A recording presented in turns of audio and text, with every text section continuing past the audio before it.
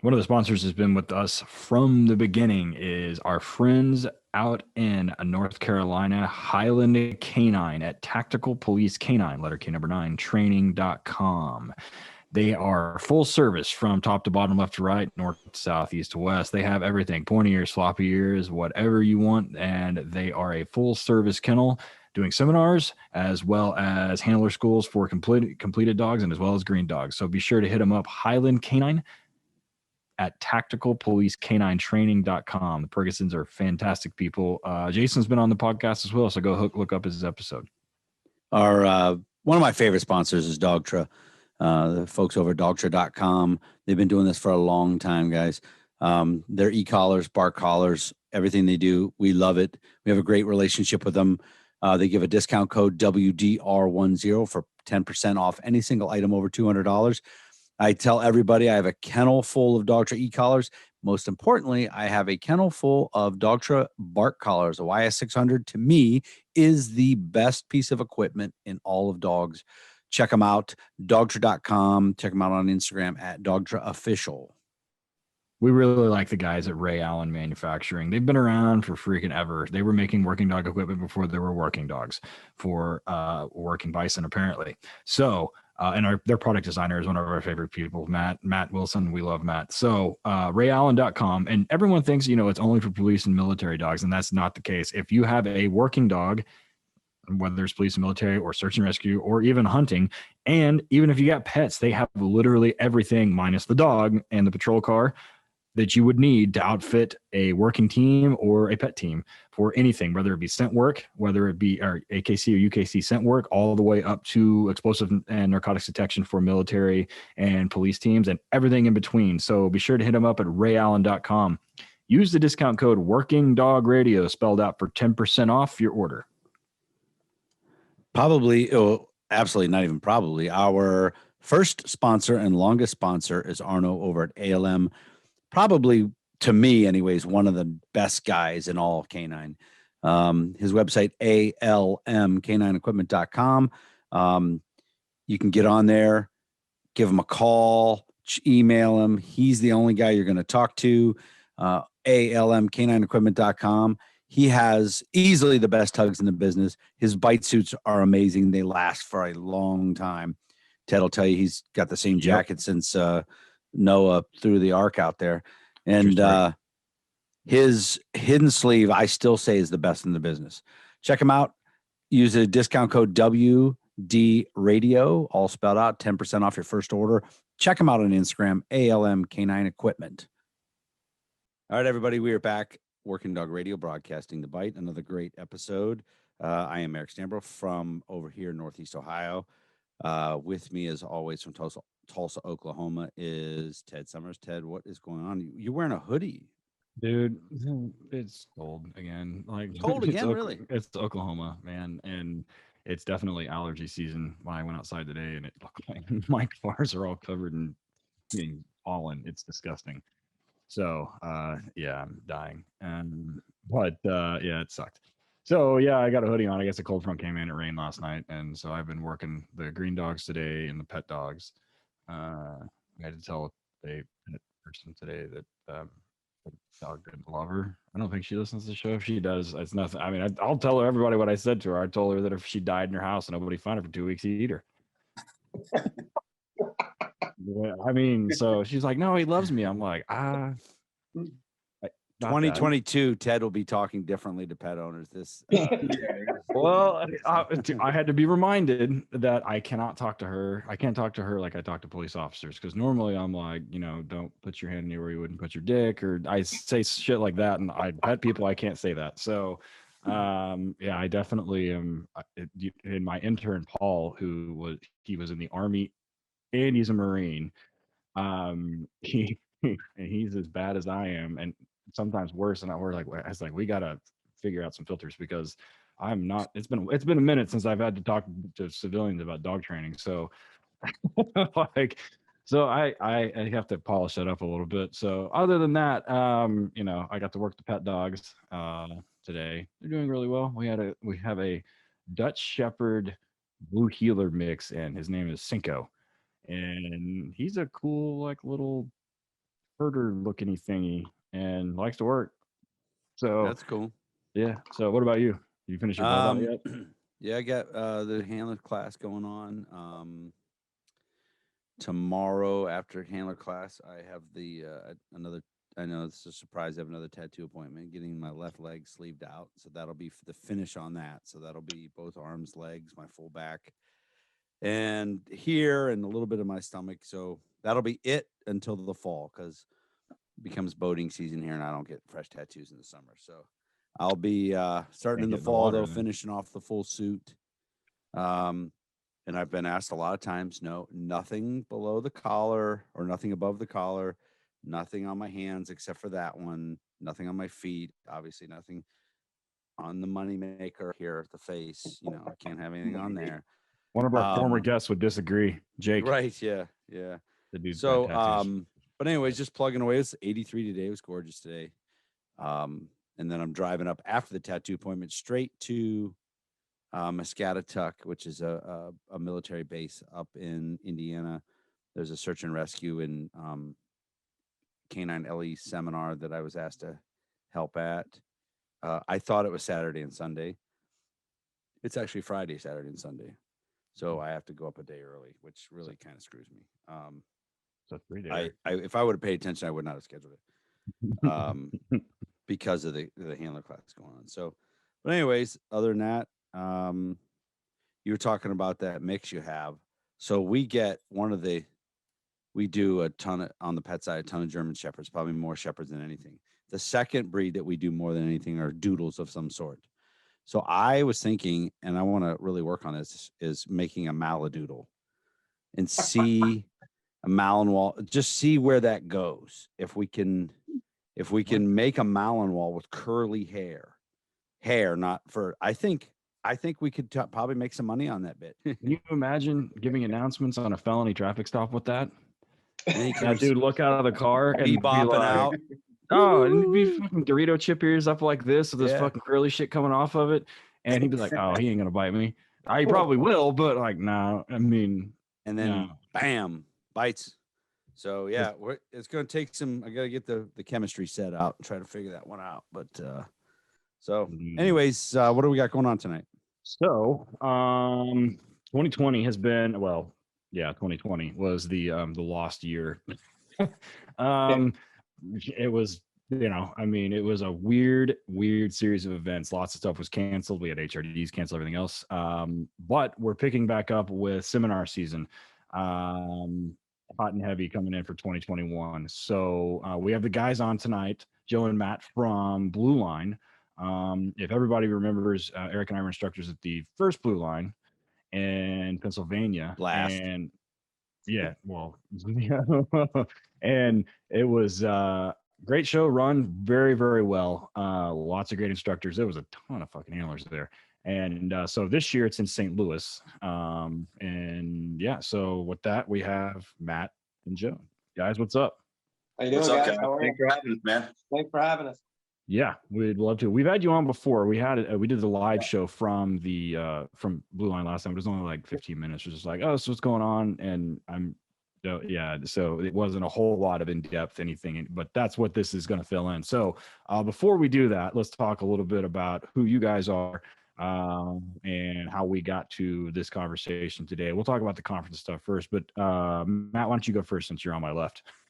Yeah, sure. I'm a 18-year veteran law enforcement. This is my third working dog. I have believe it or not, I have a Malinois. That's my third. Woo. Might be my final dog, but he's an absolute hammer. Joe can kind of attest to that.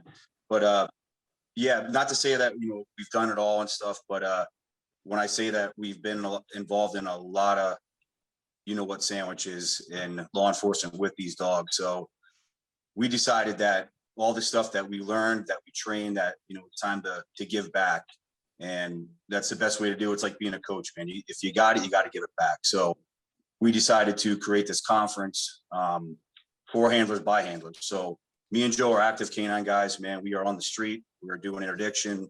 We're chasing guys. We're doing the things everybody else is doing, and that was our goal to kind of give it back. So these guys come to this conference and realize that it's not us. that it's their conference. And that's our goal, is when they get there, it's their home. And that's why we built this roster. We have a lot of vendors, and we're just really excited about it. So it's just our experience that we're putting back into this conference. Joe? Excellent. Yeah. Now, to be fair, now you're not running anyway. Well, not right now. Not right now. I'm not running right now. But yeah, I will be shortly. In about a couple more weeks, I think I should be good to go. But again, guys, thanks for having us on. My name is Joe Likowski. I've been a canine handler for 18 years now. Been a police officer for 24 and a half years. Work currently with Matt up in the Poconos here in Pennsylvania. Like Matt said, I mean, K9's been great to us. I'm on my third dog. My first one was a Shepherd, explosive dog, explosive patrol. Then, I had my second one, which was a Dutch Shepherd. And then I decided to go back to the Shepherd. so I'm I tried to do, I'm not a big Mal. I like Mals, but Matt's a big Mal guy. But I like the Dutchies and I like the Shepherds. I got a little 80-pound Shepherd now. He's a ball fire. And so yeah, but like with the conference, I mean, we started this. I'm also a NAPWDA Master Trainer. I've been a trainer with NAPWDA since we started 18 years ago.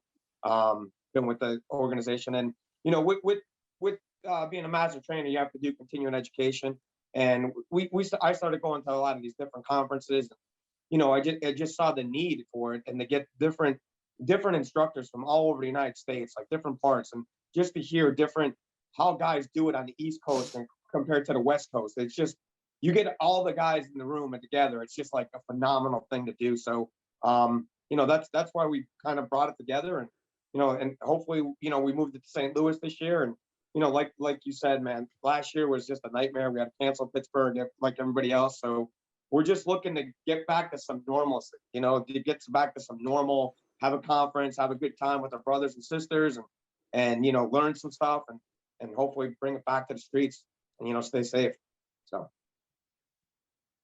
So one of the things that's great about these conferences, like you said, is the the continuing education part that a lot of guys, it's one of those things that I equated to like big fish in a small pond thing, and then they get exposed to, like you said, East Coast, West Coast stuff. And I tell the story because we've done HRDs all over the country.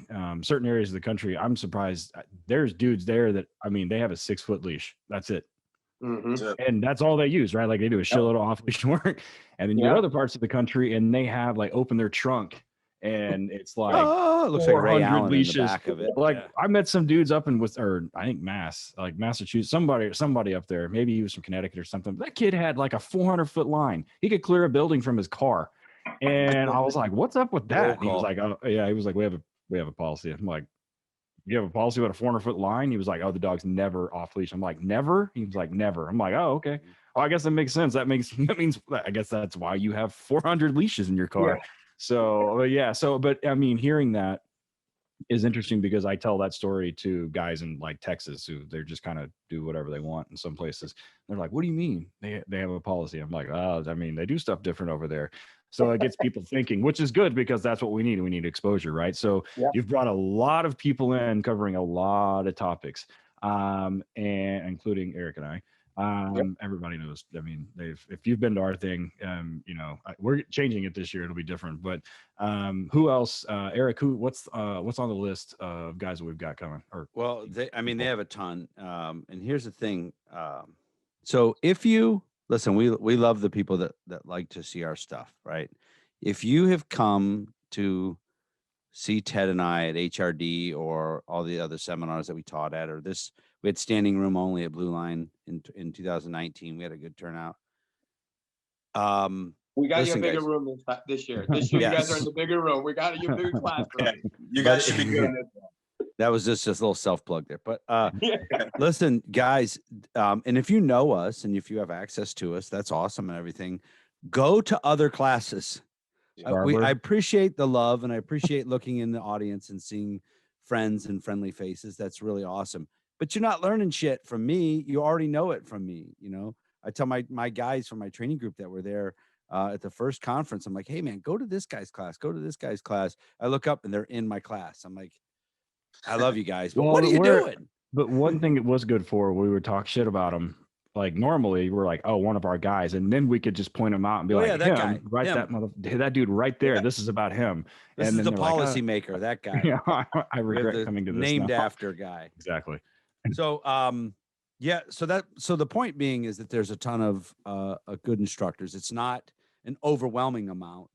Like you could never get to some of the, the instructors. But what I really like is there. I mean, you do have some of the staples, the guys that are at a lot of these conferences, right? But you have a ton of dudes and ladies that are from various genres. A lot of them are working still, currently working dogs, and they bring maybe a different flavor to the conference. Like for example, I'm on your Instagram page scrolling through, because you guys keep putting up if you look at Blueline K9 LLC, guys, on Instagram, Blueline K9 LLC is the page.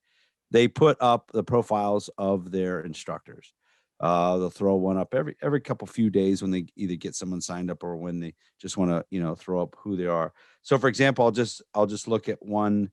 We have two guys training together, Marty Mayhan and Chris Devan. They're from out on the West Coast, right? And they're going to do canine management in the supervision course.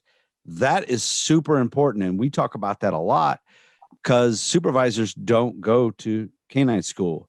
They, sometimes the supervisor used to be a canine guy, but other times it's, the guy they don't have anything to give to, or maybe he's in the training division and they answer to him, but they also have to answer to guys on the shift and all kinds of stuff. So you want to talk about how you guys got those guys in and how you know them? Yeah. I met Marty years ago at one of these conferences, and, we just kind of, again, I mean, and it's one thing about being still in the field in canine, going to these different conferences and different places, you meet all these different people from all over the United States. And then, you network with them. And then, next thing you know, me and Matt are doing a conference, and I said, you know what, we need somebody from the West Coast, and who pops in my head is Marty. So we gave him a ring, and he was more than happy to come. Like he's with the San Francisco, he's a sergeant out there, and just to get his different, because again, I mean, everybody does different things all over the United States, not East Coast, West Coast, but Mid Coast and Midwest. Everybody does things a little bit differently, and just networking at these different places, and we became friends with them, and he said he would love to come out and do it, so that's how we got him to come out. Just give him a call and say, hey, would you be interested in doing a class? And he was more than happy to come out. And it's a necessary class too, especially what's going on in this world right now. So it's I think we kind of hammered that part in, and I think these guys got to go to it, man, because you got to document, you got to do the right thing, especially now. We already know how to talk about it, but we know what's going on in this country. So we got to be getting these dogs out for the right reason and documenting. Yeah, and a large percentage of canine supervision in the United States is just not done correctly. No, it's a bastard unit oftentimes that's kind of thrown to a guy. Now that's not 100%. Obviously, there's a lot of places that have true leadership and true guys trying. But Ted and I have talked before with guests on the legal side about there's not a ton of lawsuits when it comes to canines like people like to say there is, but the ones that are there are usually come down to failure to train and failure to supervise. There you go. There you go. One of the things that I tell when I do some of the admin stuff that I open with, I was like, most of the lawsuits in canine come from the people sitting in this room. And I'm not talking about me. I'm talking, and I jokingly say, I'm like, it's people with shiny shoes and stripes on their sleeves. And I was like, that's where most of it comes from. And they kind of look at you. We're like, I'm sitting here, right? I'm like, no, I'm not talking shit about you. I'm just saying, like, you're the reason that a lot of this stuff, and you kind of start going over failure to train, failure to supervise. And the one other thing that I hope to God they cover, and I'm sure they will, is you have to pay the handler. You just do. And that's a question I get. I got it yesterday. Somebody from a department will remain nameless They're like, do you mean we have to pay him more? I'm like, yeah. They're like, well, is that like a thing? I'm like, yes, that is an actual thing. And I was like, there's literally reams of fucking federal case law on it. Like, I just pay him. Just don't. Just don't. I mean, just don't even like, just do it. Here, this is the standard. Like, this is what you should do. And they're like, oh, we didn't think about that. I'm like, how in, you know, and I'm like, department can't win it. You can't win it. No, and the fact that they even want to try and win just makes me sick anyway. But yeah, and the admin thing is a super good one. And if you're coming to this and you're not an admin and you have a good relationship, or maybe a bad one, with your supervisor, go take notes and bring a bunch of shit back for him. And I guarantee you, these guys will give you their PowerPoint. Like if you send them an email or whatever, and just send it to your supervisor and just say, hey, look, you know, X, Y, and Z. It'll make your job easier. It'll make their job easier. And 9 times out of 10, yeah, that's about right. I would say that most of those guys, like when I give them all this information, I'm like, this is what you need to do when you supervise. Like, it's pretty straightforward. And I have like this list, like we have these 5 mandates, blah, blah, blah, all this other stuff. And they're like, oh, this is really nice, neat package. I'm like, right, that's all you got to do. Well, not all you got to do, but like, that's the big, like, high points. And they're like, oh, that's not really that big of a deal. I'm like, oh, well, you don't want to find out when you get a subpoena. Like, what do you mean? Where are my training records? Like, when was the last time you went to training? We always say, Joe and I, like, you know, when the paws hit the concrete or the dirt, start documenting. Why is the dog out? Document it. And we always tell these new guys, man, what you do on the West Coast affects us over here, vice versa.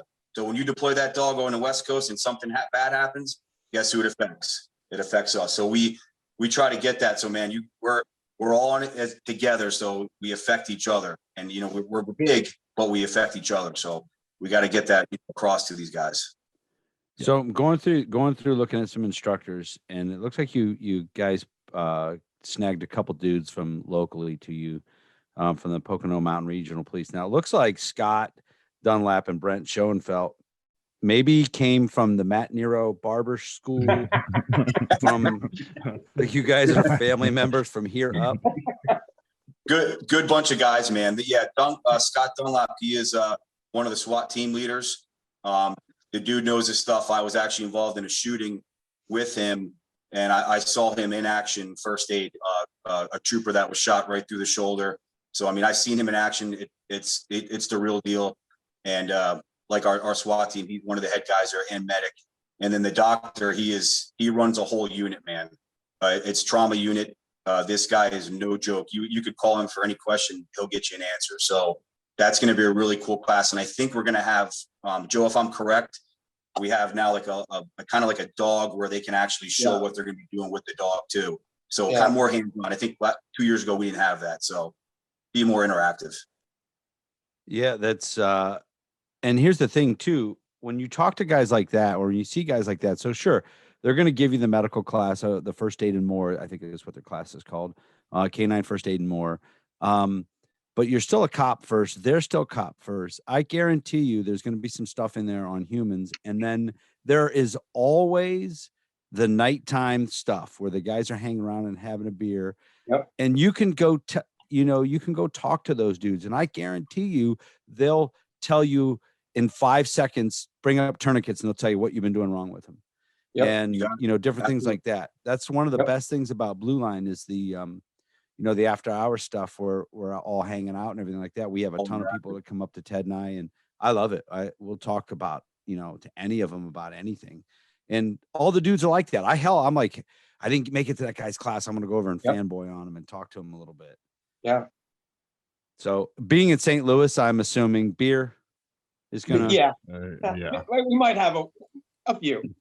There might be a couple there. Yeah.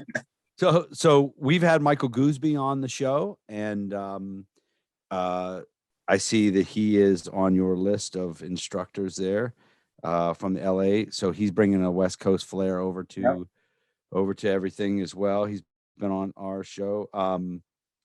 And one thing I'm really interested in is Robin. I think it's a Grubel. Yeah, she's a search and rescue handler. You want to talk about her? And her class is going to be about fine tuning in the trained final response. She emailed us after the conference, and we got talking to her, and she was telling us about, like, she brings a different flair, different side to it, and more of a scientific stuff, and it's kind of above my head. I mean, you show me odor, find it, dog hits, final response, we're good. But she's gonna do something. She has a good class, and I wish I could sit in on it. I think it's gonna be very educational, and she's gonna pretty much not dummy it down for us, but like she's gonna talk in our terms. So I think it'll be a really good understanding for guys that go and see why the dog is actually doing what it's doing when he finds the odor and sits and has the final response. So, instead of a good, yeah. Yeah. And these, it's weird because we've had some, a couple search and rescue people on, and over here in Canton, I have a training facility we call the Fun House, right? It's like 40,000 square feet of buffoonery. And I have had 5 or 6, maybe more than that, training, search and rescue, different training groups come and use the facility. And I just go and open it up for them, show them around, let them do their things. And they are, I think law enforcement not teaming with search and rescue so much is a mistake. I agree. I agree. Especially they you guys are the most dedicated. I mean, I certify this bloodhound every year, and they do their own. They train on their own time. They train religiously every weekend, Saturday and Sunday. They're training. I mean, they are dedicated and passionate about what they do, and I think not bringing, like you said, bringing them to the law enforcement side is because they have a lot of knowledge, and not to break into that knowledge and learn from them. I think we're making a big mistake because they have a lot of knowledge, and they, like I said. This bloodhound just amazes me. I mean, an hour and a half old track, and this thing does footstep by footstep, and I'm like, why can't my shepherd track like that? You know what I mean? And that's the thing, you guys, like up there in the Pocono Mountains area, and like out in California with the big mountainous counties and they have and everything, having civilian search and rescue at your disposal where you can get a hold of them is so valuable, especially us guys that ran dual purpose biting dogs. It's such a fear of our dogs biting the lost kid when we finally get there. And it could derail some programs. So having the relationship with those people, what I'm not a big fan of is I've actually built separate boxes for them for human remains stuff to hide and different places to hide them. It stinks so bad, bro. It's so gross. Days it takes to get out of there. I still have my hip bone from when I did my surgery. I have it in a jar if you need it. It's pretty fresh. No. They're like, yeah, I was going to bring the foot, but I didn't. I'm like, what? The foot? We're training this little, I have a pet at the kennel that we're training, the blood tracking training, right? For, she's a wire-haired pointing griffin. And come to find out, it's not actually blood, because if you shoot a deer correctly, I don't hunt, but if you shoot a deer correctly, it doesn't. You're talking about okay, so if you shoot one correctly, it doesn't hunt. So after some research, they're like, oh, they're not tracking blood. I'm like, okay, what are they tracking? And apparently deer have somebody was like, you got to keep a leg in your freezer. I'm like, no, I don't. And I'm not going to do that. And I'm not going to do that. And apparently glands on their hoofs and all that stuff. That's it's that one. It's the interdigital, whatever it's called, gland. And it smells unbelievable. Yeah. Oh, it's disgusting. I got the odor, and I'm going to do the hydration intensified tracking with this dog with that, and I'm going to dilute it because I got the thing. I was like, how bad can this smell? And Ted's a puker too. So 10 out of 10. The inside you can cut them out. They're brutal, man. They're brutal. Pass. Yeah. So we're going to talk about one more guest real quick before we go ahead and take our first commercial break. This guest here, we've had him on the radio or on the podcast. And his class, I'm telling you guys, is going to be super invaluable. And this is probably, I would say, one of Ted's favorite guests that we've had because it's up right in his wheelhouse is Michael Kamisic from Sheepdog Guardian. Yeah. It's all the legal stuff, right? All of the case law. The guy's got a vault up here. He's a fucking Rain Man. Like, I'm not bad. Like, I can pull stuff out of a hat. Like, somebody will ask me something and I'll say, there's a case on that and I know where to find it. Yeah. And I kind of can summarize it real quick, but I can't like cite it. And fuck Mike, man, you say Text him and he answers you in a minute. Yeah. I texted him about some random ass case up in Ohio, a state level case, not even state Supreme Court. Did you see that one, Eric? I'm pointing at you like you can see me. Right. I at that one where they had a handler from Ohio text me and they're like, "Hey, can I search a person after I pull him? If I get an alert on a car, can I pull him out and search him?" I'm like, "Well, I mean, yeah." And because we got U.S. versus Enchando and some other stuff, and he's like, "Well, there," and he sent me this case, and I'm like, "What in the fuck is this?" And they cited a state level, like some dickhead district judge in Ohio, 7th Judicial District of Ohio, said that they disagree with the federal court's ruling in Enchando, and you can't do that.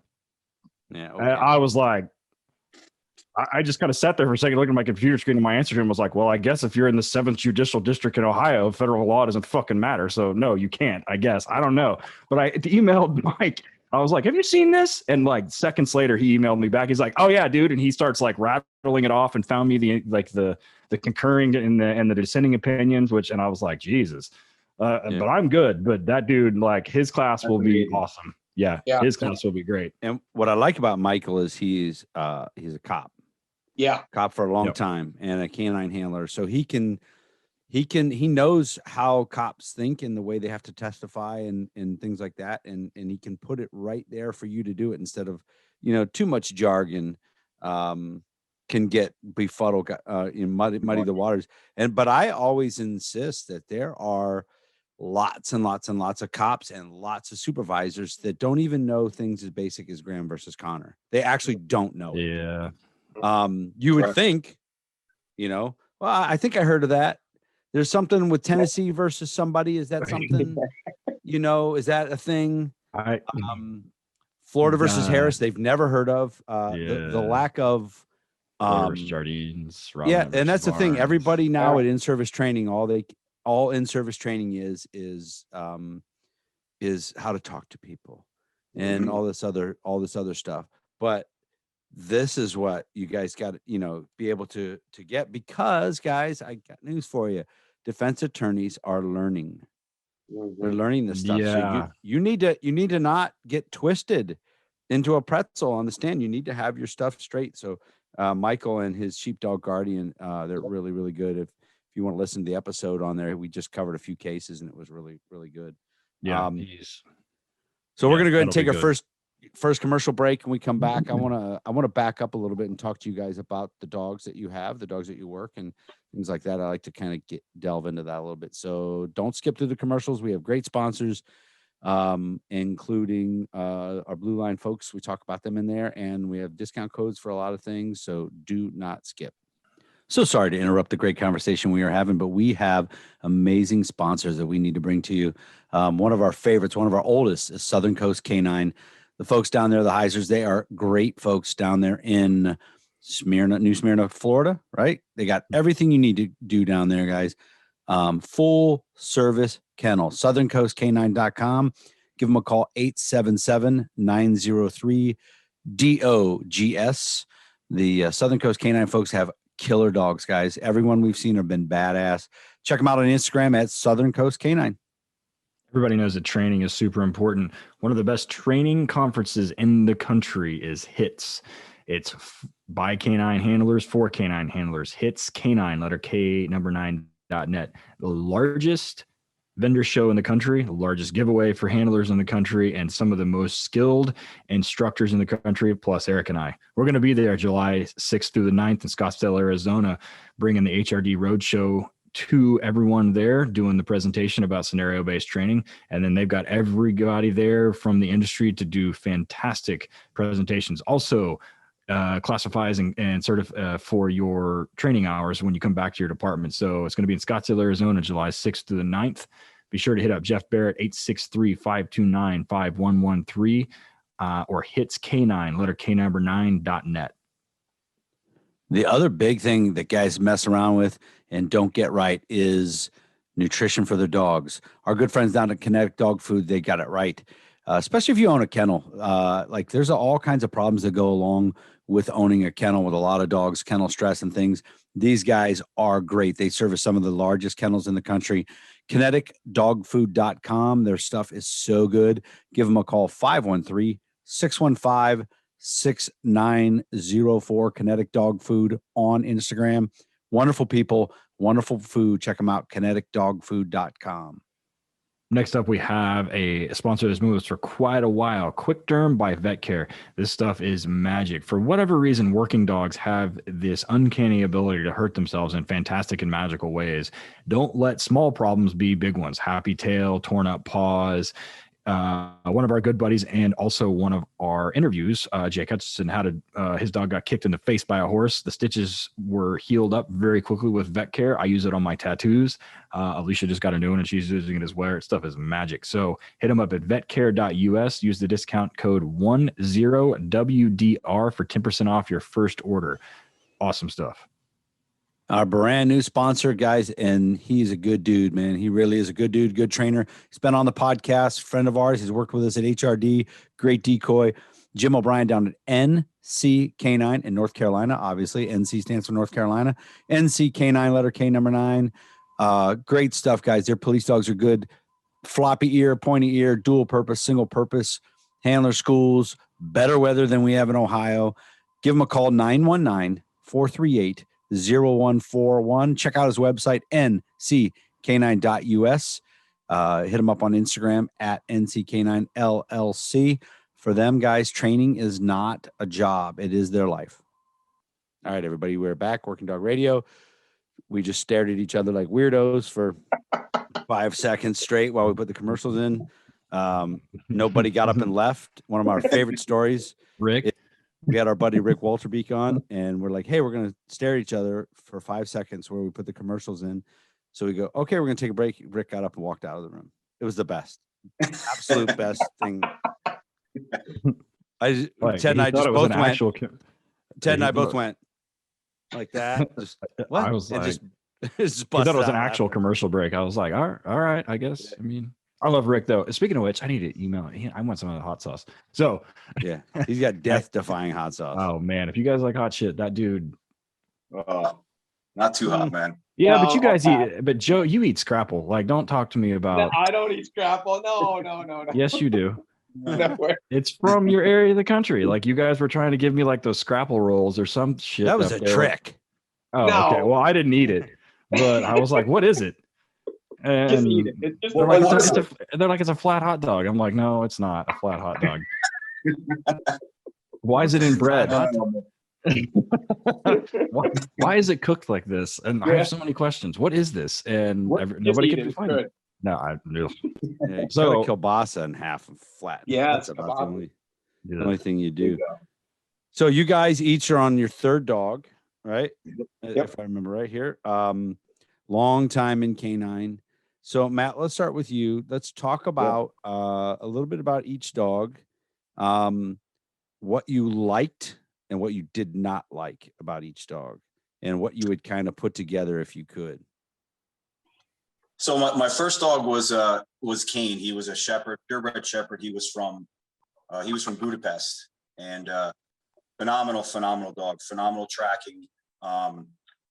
What lacked in that was me, and the stuff I know now, if I could put it on him, on Kane, he had multiple seizures. I mean, crazy amount of seizures, and his tracking was phenomenal. But man, I just wish I knew the stuff I knew now.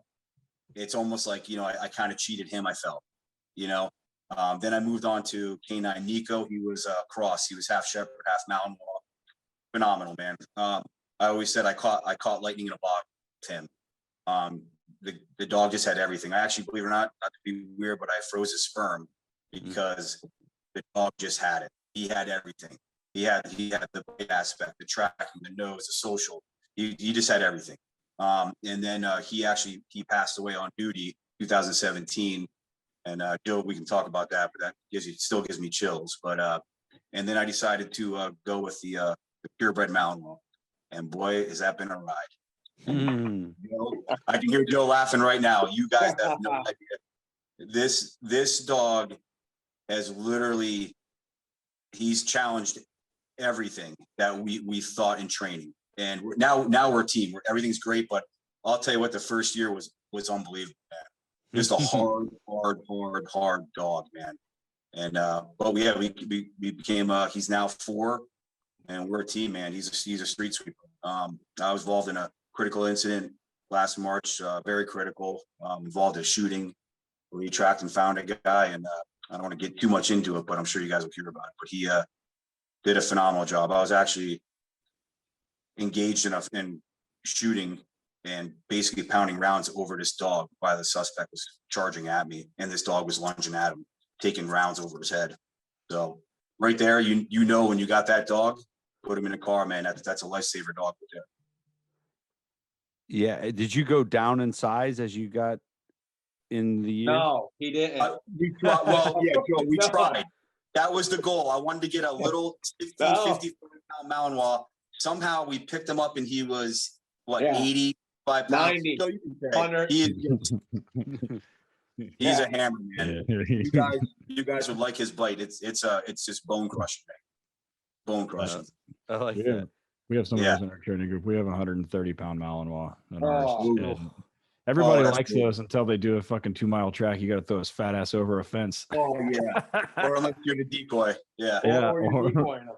Yeah. Right, yeah, that gets. And if that dog at all is puts his feet up and pulls at all, you got about a minute of that, and you're like, my back is killing me. Like, Yeah. it's absolutely Fuck killing up my me. bite suit. Yeah. No. To punch in, man. We just keep Right, punching in. yep. Keep Oh, yeah. punching in, man. Yep. So Yeah, Joe, let's talk about your dogs here. My first dog was Flip, Canine Flip. He was from Budapest, German Shepherd, purebred German Shepherd. He was an explosive dog and patrol dual. So, you know, I learned a lot with him. It was my first dog. I was brand new, and you know, I'll never forget picking him up the first day. One of our instructors, I won't mention his name. I'm all excited. I'm brand new. I'm like, finally got into K9. It was a dream. I go down to pick up the dog, and you know, I know nothing about dog. Like I had dogs my whole life, but not a canine. So this guy brings this dog out. He was like 70-pound shepherd. Hands me the leash. He said, "This is a good dog. Don't fuck him up."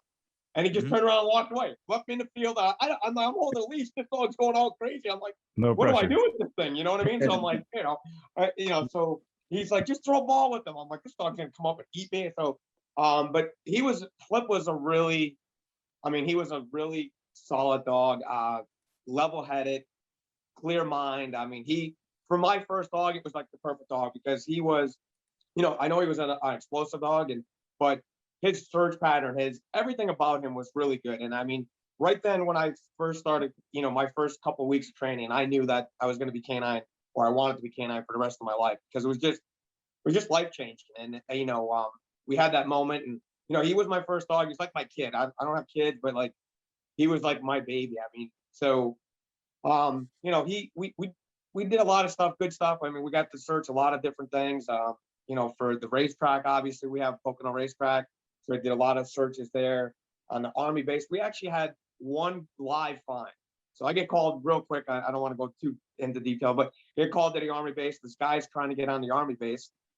We have like an Army base, and you have to have credentials and stuff. And this guy's his things were expired. It just didn't add up. So they call me. I get up there. They're like, yeah, just something up. We want to run the dog. So I run the dog around the car, and they had the doors open, which I don't know why, but it's their base. I'm just there to assist. And I run him around the side, and he goes in the passenger side, sticks his nose inside the car, underneath the seat, and boom, final response sits. I'm like, holy no. I mean, I've had, you know, never a live spine on the street. So I was like, wow. So I pulled them off real quick, and I'm like, all right, guys, see you later. Call the bomb squad, you know? They're like, we don't need the bomb squad. We're going to search it. I'm like, dude, my dog just indicated on explosives. There's explosives in that car. And then what it ended up being is the guy had homemade deck cord rolled up with duct tape. So he made his own deck cord, and he said it was for fireworks, but it was just really weird. So, but it was like black powder. So it was black powder with duct tape, like as homemade deck cord. It was weird. But that was like my big seizure with Flip. But you know, working a bomb dog is definitely different than working a narcotics dog, as you guys know. So just doing the training, the passive, and well, now most of the narcotics dogs are passive, but I learned a lot with him. And then like my second dog, I told Franco, I'm like, I want a Dutch Shepherd. He goes, you don't want a Dutch Shepherd. I'm like, Franco, I want a Dutch Shepherd. He goes, you don't want a So I get this dog. I see him over in Europe. He was 8 months, and I'm like, man, I love that dog. And I'm like, Franco, I want him. He goes, you don't want a Dutch Shepherd. I'm like, yeah, I do. I'm like, Franco, if I'm going to be a trainer, I got to know the difference between training a Shepherd, a Mallee, and a Dutch. They're a little bit different. He goes, all right, let's. So we get him, and for the first 2 years of my life with that dog was a living hell. I mean, I can honestly say we went round and round, round and round. I mean, if I gave him a correction, it was game on. He was up the leash, and it was, Matt will tell you, I mean, it was definitely different. But I learned a lot. I mean, I learned, you can't train him like you do a Shepherd, because my Shepherd worked to please me. This dog worked to please himself. Like it didn't matter. Like as long as he worked, and he didn't care who had the leash. But he was a narcotics dog, and I worked him for 7 years. A lot of seizures on the street. It was just fun. Actually finally be working a narcotics dog, because for years, I used Flip for a lot of patrol functions, but the explosive side, I never got to get the excitement of finding like a pound of weed or something like that. So working him was exciting. And then I said, for my last dog, I want a nice little 60-pound Shepherd. I said, I'm going back to the Shepherd. I'm like, definitely no more Dutchies, no more Mallees. I did it. I did the Dutchie, did it. So I got Kilo now. And he's about 70 pounds now, and he's a ball fire. I mean, he's fun to work, Matt. Matt throws him around because he's little. I mean, Matt's a big dude. And so, that's what I thought I was getting with Matt's Mallee. When he was like 50 pounds, and he brings this 120-pound Mallee, I can't lift him up. I'm like, help me up, Matt, So, but no, he's doing really well. He's probably my most energetic dog, which, he's just go, go, go, go, go. But he's got a good temperament. So I've been fortunate. Like he's a Shepherd, and he came from Slovakia. So I got what I wanted. And, this is my last dog, obviously. I mean, I have 3 years to retire, and I'm done. So me and him are going to retire together. And hopefully, I was going to name him K9 Retire, but that kind of sounded weird. But, he got Hilo. So yeah, I think he's got his own social media account, I believe, doesn't he? Oh, yeah. That's my Instagram, K9 Hilo. Yeah. He's on Instagram. So, Matt, have all your dogs been dope dogs? Yeah. I've been narcotics guy since the day one. I got off a year of probation, took the interview, and I've been K9 my whole career, man. So I've always been a dog guy, hunting dogs since I was a kid. So yeah, I've always had a narcotics dog. So at my department, I worked 4 dogs. All 4 were dual purpose dope dogs. We have 2 dual purpose explosive dogs, right? A guy named Chris, and now a newer handler. But they don't jump back and forth. If you're in the explosive program, you're a dual purpose explosive as long as you're in the unit. And I like everybody made a lot of good seizures, got a lot of good dope with my dope dogs, but especially since I became a trainer, there's something fucking awesome about working a dual purpose explosive dog. Besides the fact that you do make some sweet extra overtime working a freaking raceway. Yep. And all this other getting called out for all this other stuff. There's some overtime and some extra jobs. In Canton, we have the Football Hall of Fame, and my guys are 22 hours a day or 23 hours a day for 3 or 4 days straight. Nice. It's brutal, but you're definitely doing good. But so Chris, who took over the trainer's job when I left, he's got a dual purpose explosive on the second one. He has 13 fines between the 2 of them, actual live fines. Wow. That is cool as shit. He found an explosive device at a hospital and then bit the guy who put it out. That's awesome. Yeah, there's something about having an explosive dog. So dope dog guys, or guys that get in the unit and are dope, street cops. oh man, they're gonna give me explosive dog. Don't sleep on that shit, man. It's Yep. there's a lot of real cool opportunities there. I know Ted trained some explosive dogs. I like it. You know, the basics are the same, but you know, you get to do just a little bit different stuff. You know, like Sure. I'm gonna teach you how to hide behind some shit while your dog goes out. Yep. And you know, Yeah, over man. there, it's pretty funny when you talked about naming your dog Retire.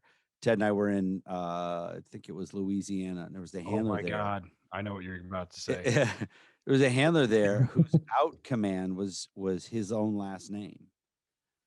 And I was like, why are you using Well, first I Johnson?" said, what the fuck are you saying? Because it was Yeah. some weird ass last name. I was like, what are you saying? He's like, Yeah, and he it was a said, Creole like, last name for sure. And Huh. he goes, because he goes, this is the South. There's no union. They can just take you out of your job. He goes, so if I ever get shit canned, the new handler is going to have to say my fucking name I love it. every training day. I sat there, I just put my hands in my pockets. I was like, God damn, that's genius. I was like, Yeah, that is fantastic. And it was his second dog, and it was the young one. It was what was that dude's name? I don't even remember. I don't want to say it anyway because Yeah, I'm sure it was a Louisiana name, but it was awesome. Yeah. Oh, I awesome. will remember that. I'm gonna, especially if I get a guy on his second or third dog and he's one of those line walk-in policy making dudes. Yeah. Like, you want to fuck with some guys? Let's throw your name in there, buddy. That's a good idea.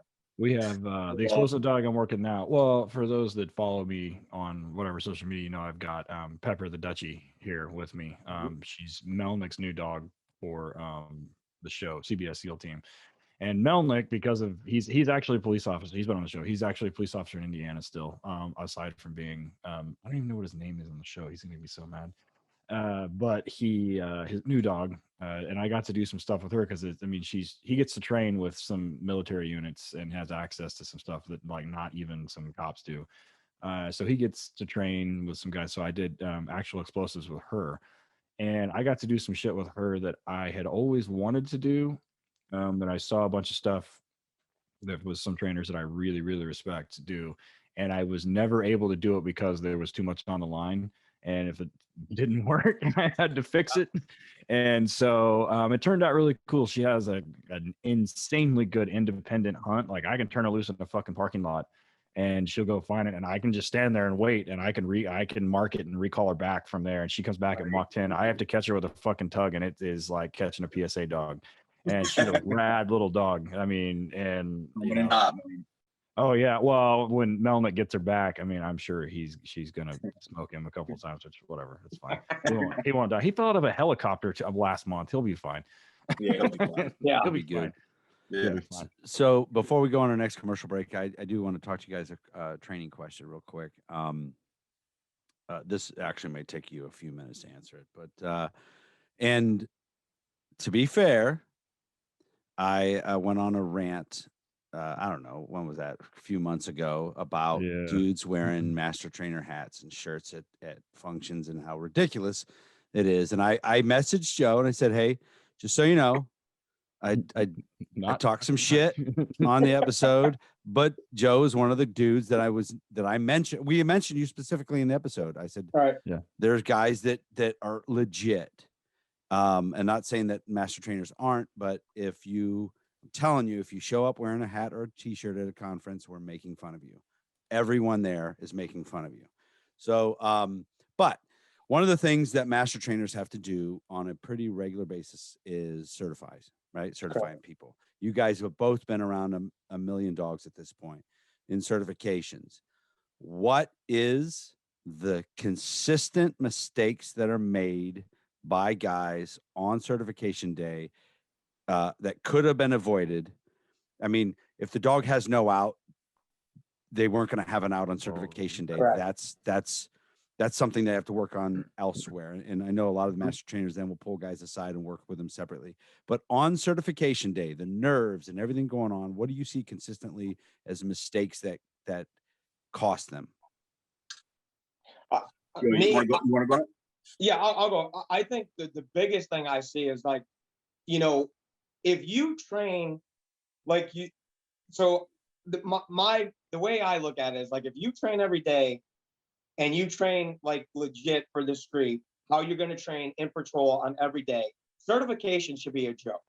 Like if you're training for that 1%, no matter what you do, whether it be narcotics, if you take this stuff seriously, it's certification. I mean, now depending on what kind of certification you guys do, but most of it is just like basic minimum standards. So like if you, like you said, I think the biggest, I think guys overthink things, you know, and they stress out about things they know their dogs are going to do, but for whatever reason, you tell them they're certifying today, and like you said, the nerves go up, and it's like, oh my God, I can't do this. I'm like, dude, it's just another day.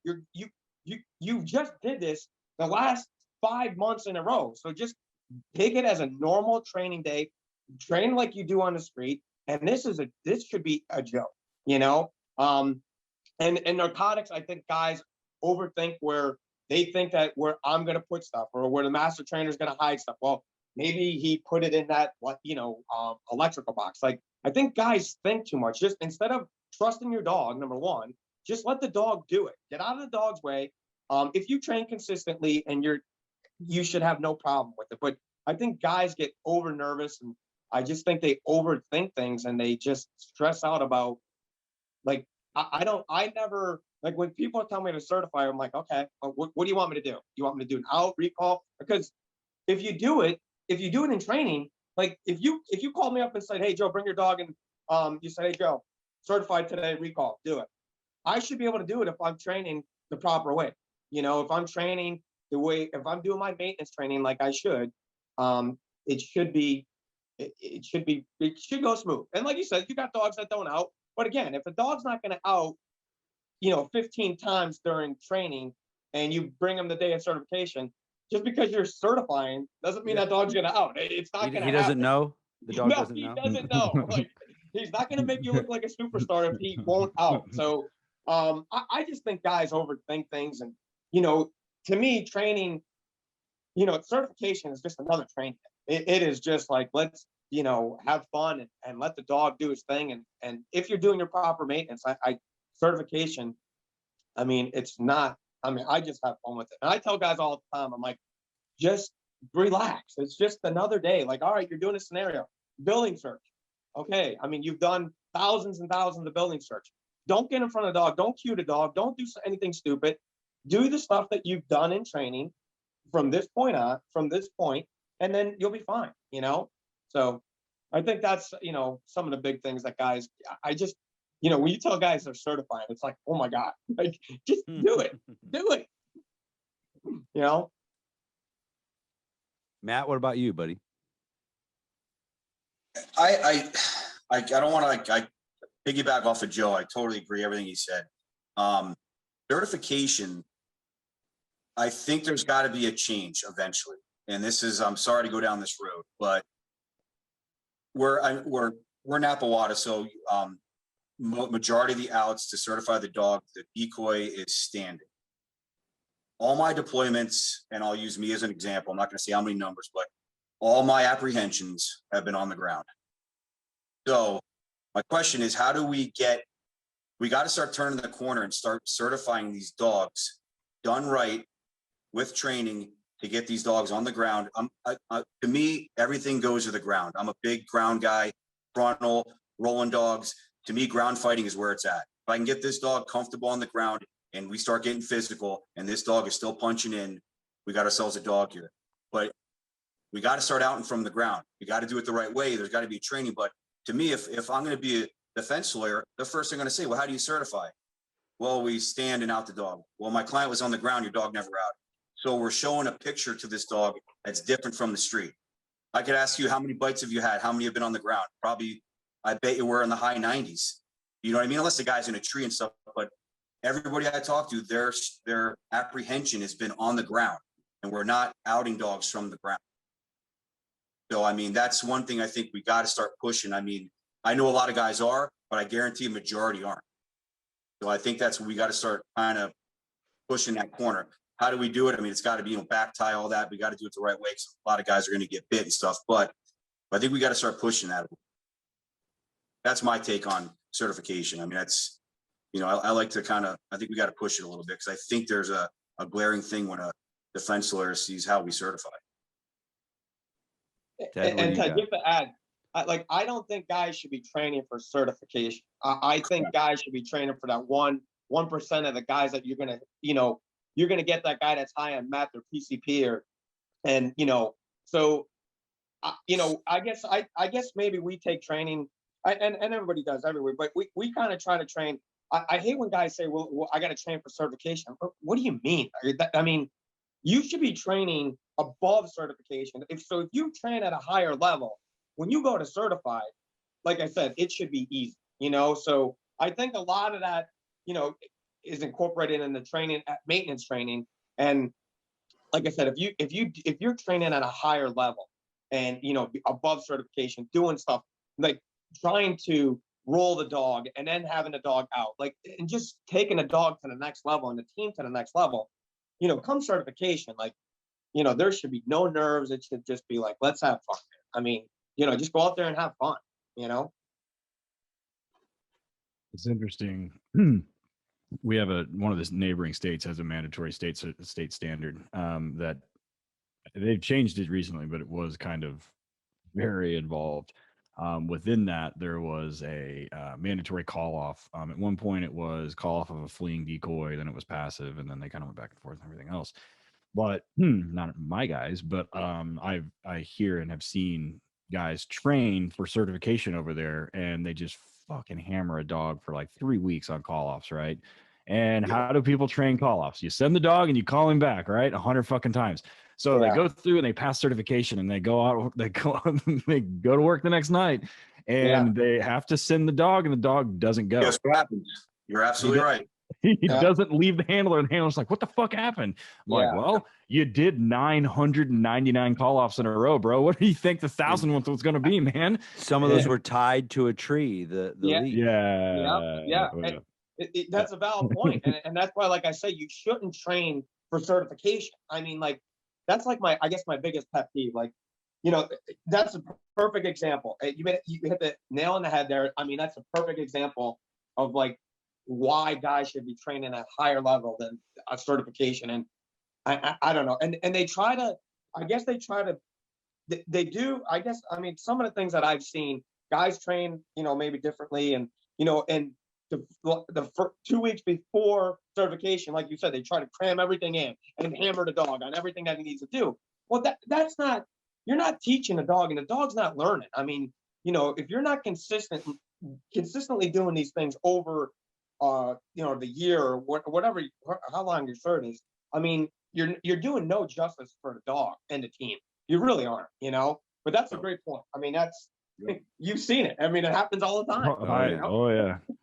And one thing that Matt said about defense attorneys that I'm sure the guys that are going to do the admin thing are going to talk about it, but you mentioned they're going to talk about what do you have to do to certify. That case that came up in Utah, they didn't attack the handler, but they attacked the certification standard. And then in Florida versus Harris, there's a little fucking thing in there that everybody read over in 2013. We're like, oh, no big deal, whatever. Naturally, it came back to bite us because they say that you have the ability to question whether the certification standards are stringent enough to establish reliability. And that's when your records start mattering. And so it ended up, so when you hammer them and they don't fucking go, I mean, So, that's Eric. It's like my guys that are in my handler class, they test a week from Friday. And today I had them jumping the Palisade wall through a half closed door, smashing frontal bites. We did, what else did we do? Shedding drills. We did transition drills from a tunnel leg bite into a dope hide, because I'm not worried about next Friday.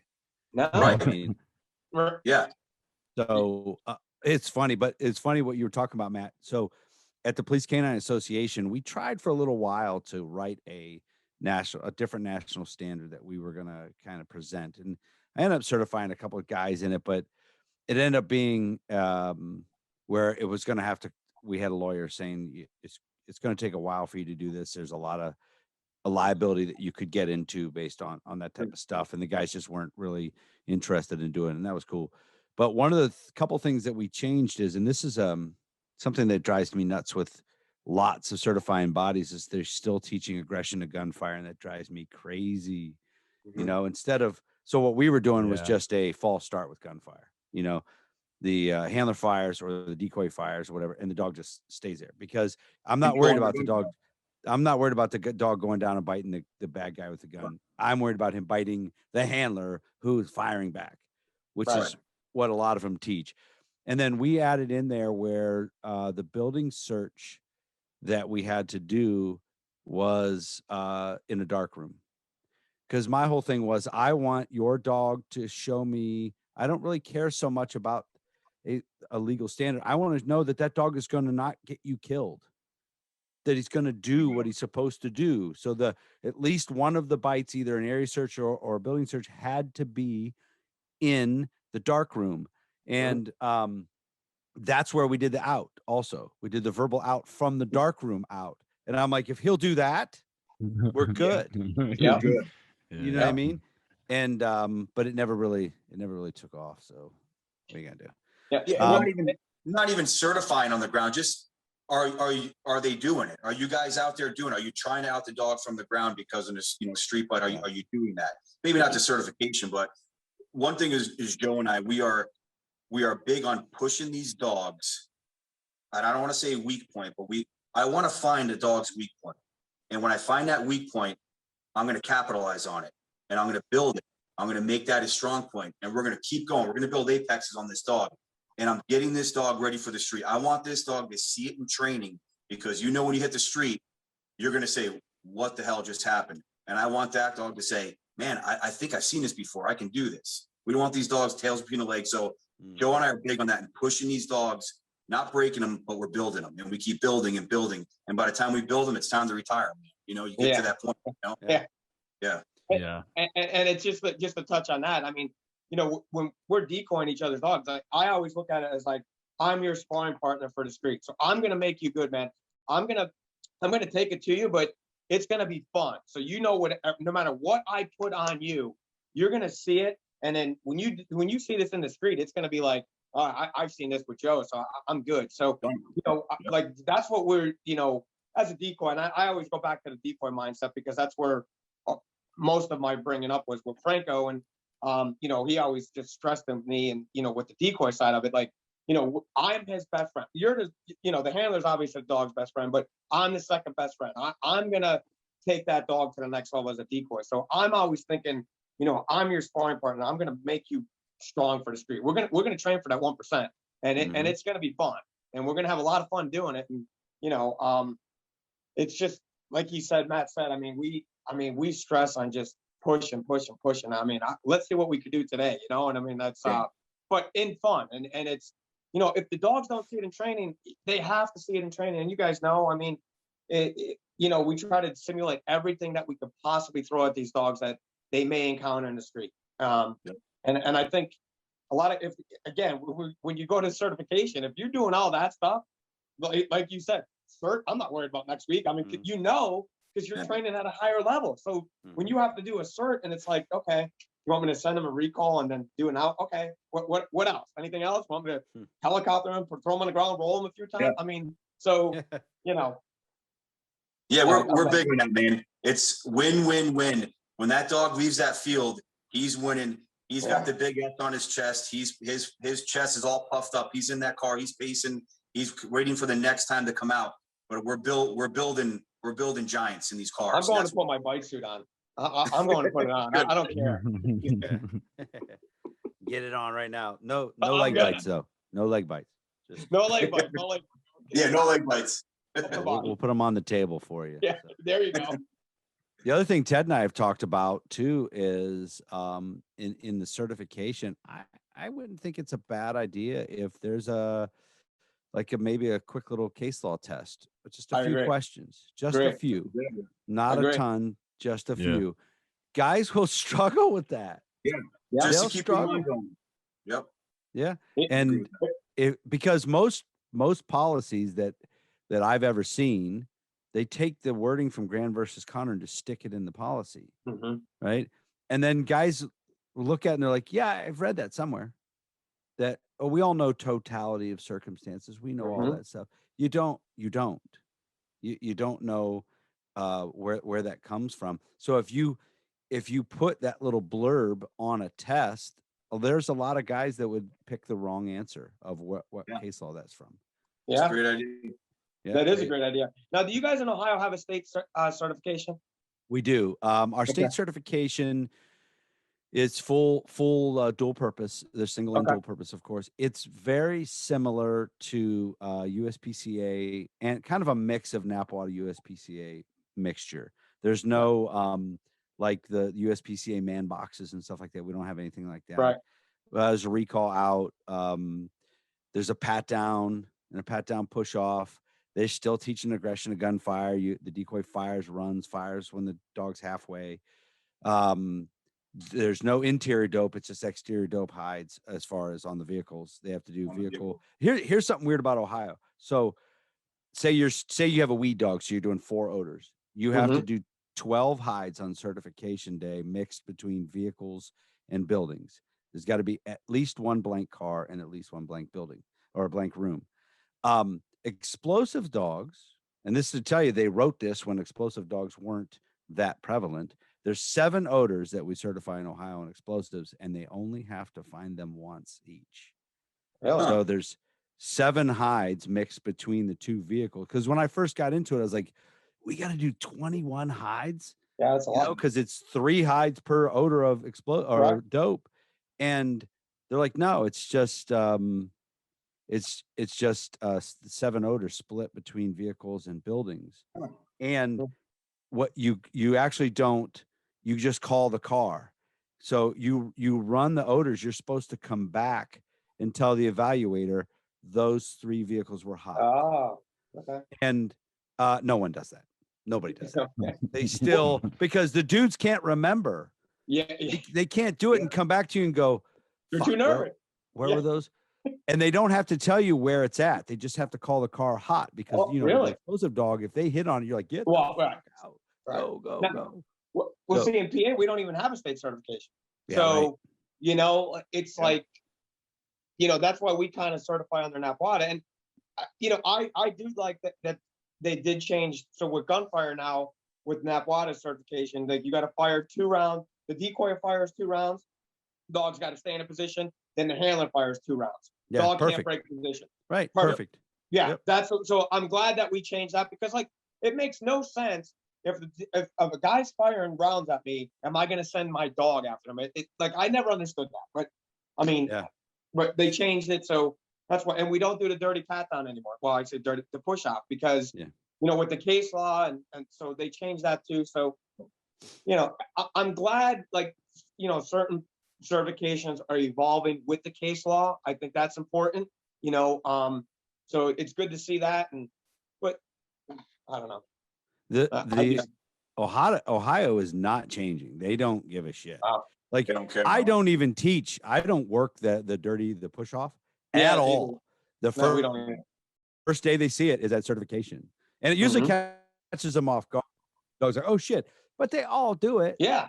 But if you do They're the all gonna do it, routine, yeah. if you do the routine all the time, the dog's going to start breaking the regular pat down. If you got a really hot dog, a real nice dog. So I'm like, I don't want to bother with it. And the funny thing is, dude, so I think he may still be the vice president of NAPWDA. This guy named Rob Hickman. So he has got a lot of influence with OPADA, and he lives in Ohio, and he trains the state evaluators, and the standards are not changing. I'm not saying he's not trying to change it. OPADA's Ohio Police Officer Training Academy. They're not concerned about the certification change at all. They don't want to hear it. Don't care. So it's very weird. PA 0. So yeah. So crazy. we're gonna go ahead and take a break. When we come back, I want to get into the Blueline Conference. Talk about the dates, location, things that are going to be happening, what it's going to be looking like, and Free stuff. Yeah, free shit Free or anything stuff. like that we're doing. So don't go anywhere again.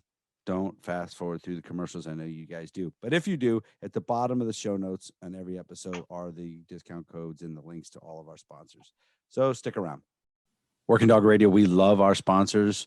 This episode is sponsored in part by Ray Allen at rayallen.com. Everything for dogs. Check out their 10% discount code using Working Dog Radio, all caps, rayallen.com for everything dogs. Be sure to check out Dogtra also. Eric and I love Dogtra. It's what we both use at the kennel each day. I like the 1900S. Be sure to check them out at dogtra.com. Use the discount code WDR10 for 10% off any single item over $200. Are you going to the Hits K9 this year, guys?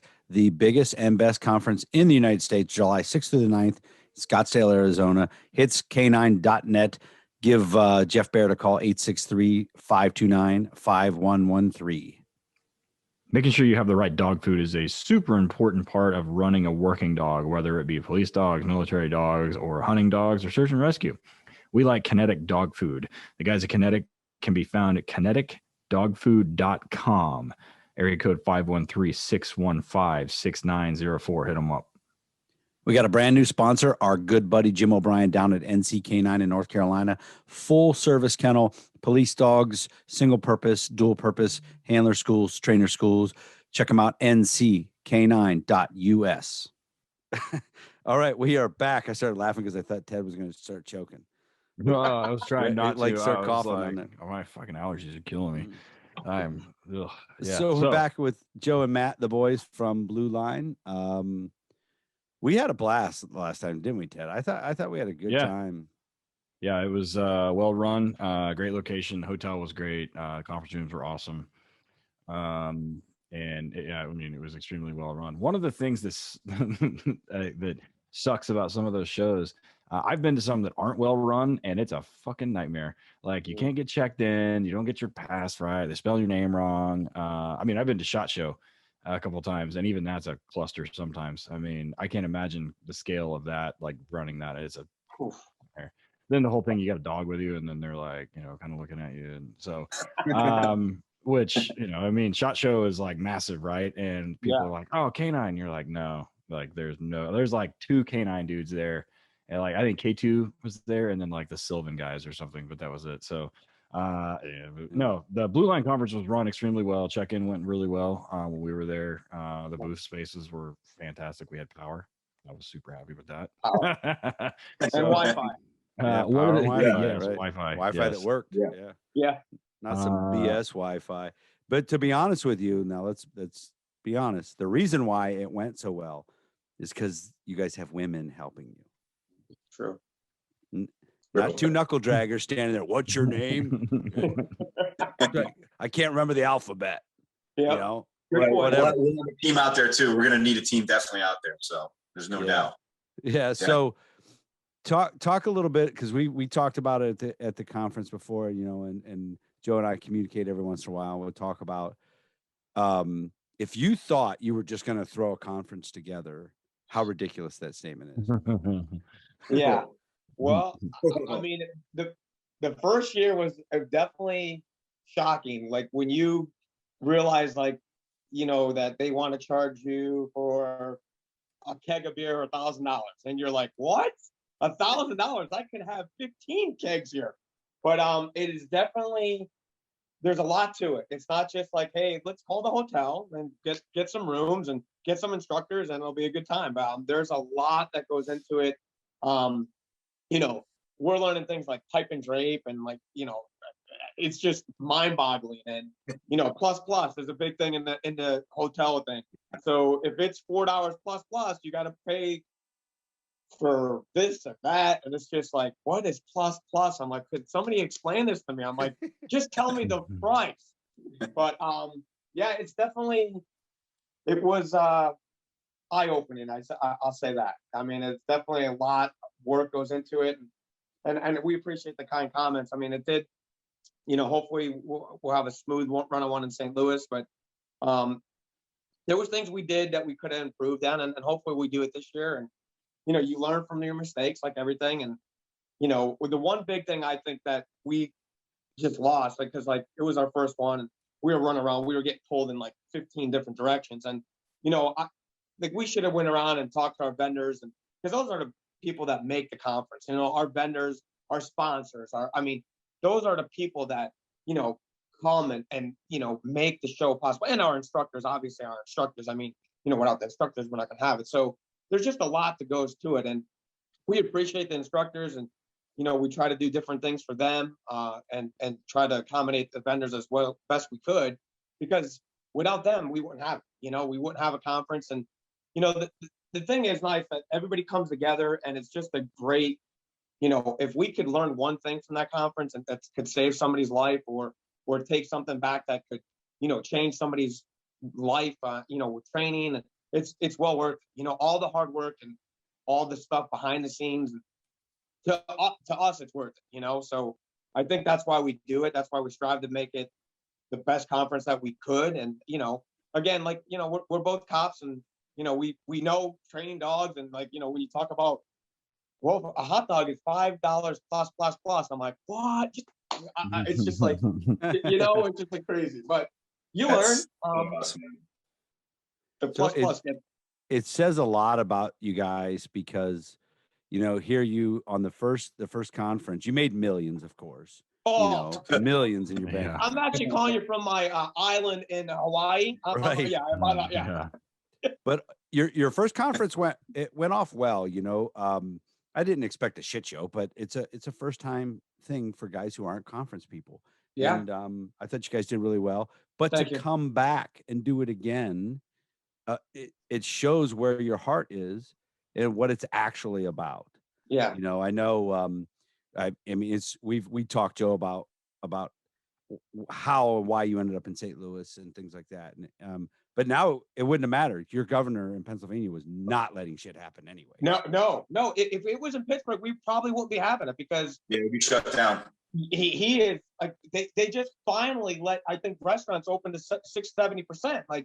So there's no way we're going to have a conference here in PA. So we are lucky we went to St. Louis, like you said, but yeah, our governor, but that's a whole other topic. I don't know if you guys heard or not, but Oklahoma didn't have any COVID. Yeah. Right? Yeah. You didn't shut down at all, right, Ted? Nah, the city, like Tulsa and Oklahoma City, they didn't shut down, but we had mask mandates, which were, but the governor, that's why they had the rally here. And then, it was, believe me, the news here has been fantastic. But yeah, we don't have COVID in Oklahoma, by the way. So everybody come on in. We should go down to Tulsa. We don't have COVID here. True story. So Matt, is there any chance whatsoever that you get to sit in a class? Probably not. Yeah. Even though we'd love to do it, but again, I'll tell you what the stressor is, to get everything right and to do the right thing for the handlers. I want these guys and these women to come there and feel that they're at home, that they're getting the ultimate training, but it feels like home. And that's why I keep repeating it. For handlers, by handlers. It sounds like, could we wear it, but we really mean that, man. And that's one thing I don't want to say I'm losing sleep over, but it's stressful, man. You lay there and you're like, all right, we got to do this, we got to do that. And I just want these guys to get there and just enjoy it. And that's what, we're trying to strive to make this so smooth for them and to enjoy it. So that's one of the stressors about it, man. Yeah, that's too bad, because there's so much construction going on right behind you while you guys are out there doing all the stuff. And that's the thing, you come out of the room, like Ted and I come out of the room we're teaching, or we sat in a couple classes, we come out and it's empty in there because people are in classes, and you guys are over there behind the booth, a couple guys getting shirts, because I know you guys, people are going to find this hard to believe, but some cops go to the conference and don't go to the classes. Oh, that's like shocker. That's like other places too, other training. Yes, it doesn't. I'll tell you, the hotel that we have in St. Louis is really nice. You're a baseball fan. The Cardinals, on the roof, they have a rooftop bar, and it literally, you're overlooking the stadium, Cardinal Stadium. Like, you're looking down, and it is. And then you go on the other side, and it's literally, you see the arch and the river. It's just, beautiful. It's a really good location. The rooftop bar is going to be, I'm sure it's going to be a big, bonus. So definitely hit the tour of Anheuser-Busch. That was incredible. Oh, really? When I went there, and it was really neat to tour that, man. Yeah. So we mentioned earlier the evening hours. What goes on there? Well, that you might not have to tell what goes It's on there. networking. What's it gonna look It's like? called networking. Exactly. Yeah, right, Yeah. right. Through pop Yeah. tops. Yeah. That's the night for the vendors to really get their stuff out, really market everything they got, you know, kind of let them do their thing. But we also have a pretty good, I mean, I think our raffle is doing pretty good. We have, if I'm correct, I think we're going to raffle off 3 bite suits as of right now. Is that right, Joe? Yeah, 3 bite suits, an AR. I mean, we got AR equipment. So Alicia yeah, we're will gonna win the AR. Yeah. Alicia's got a She horseshoe in doesn't- her ass. she doesn't She fucking wins need another something one. everywhere. She doesn't does. need another one. She's got plenty. She doesn't need any more ARs. She's fine.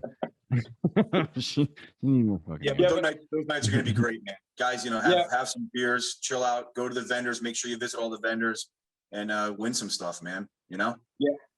We're very fortunate to get a lot of donations, and that's another big part of it. Like, you know, especially with this environment, like, you know, the country and everybody's hurting, and like, you know, last year was just horrible, and people are still willing to donate. You know, it just goes to show you like how good our vendors are and how people, you know, are willing to support K9 and what we're trying to accomplish. So, again, I can't stress, like, you know, as a handler, I think that at night, you know, when you go in that vendor room and you see 60 vendors and you could go pick up a leash or pick up a harness and actually feel it and see it, I think that is, you know, that to me is like one of the best parts of the conference, just because, you know, I could look at a magazine and pick it up and say, yeah, this harness looks nice, but to actually go there and, you know, then networking with guys and just from all over the countries, it's just